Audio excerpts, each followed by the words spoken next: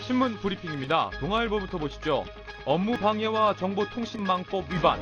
통합진보당 중앙당사를 압수수색한 검찰이 통진당에 적용한 혐의입니다.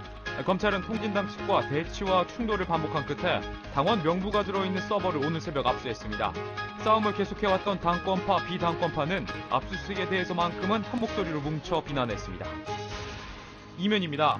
통합진보당 이석기 당선인이 사퇴 불가 방침을 고수하는 가운데 비례대표 경선에서 조직적인 부정이 있었다는 의혹이 추가로 폭로됐습니다. 현대자동차 전주공장 노조 일부 조합원들이 노트북을 들고 다니며 이 당선인에 대한 지지 투표를 강요했다는 겁니다. 조선일보입니다.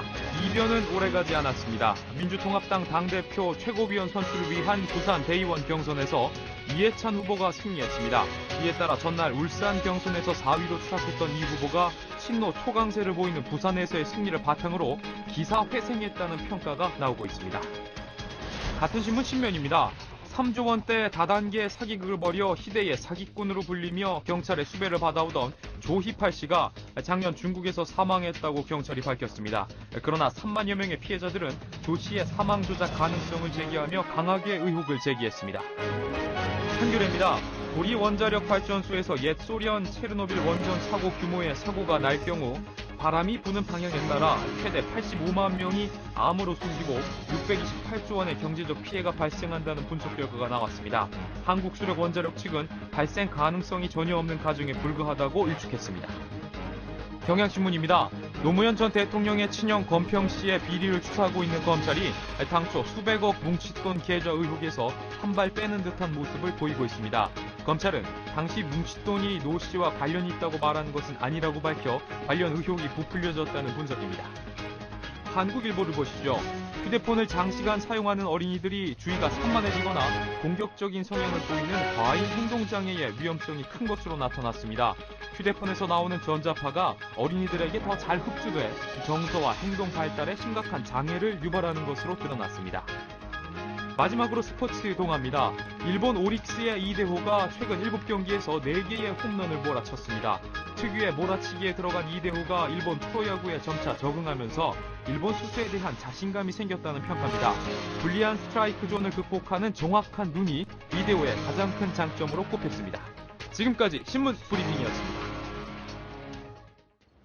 네, 지금 보신 것처럼 각 신문에 다양한 기사가 실려 있습니다. 일면에도 다양한 기사가 실려 있는데 어떤 게 실렸는지 한번 저희가 분석을 좀 해보겠습니다.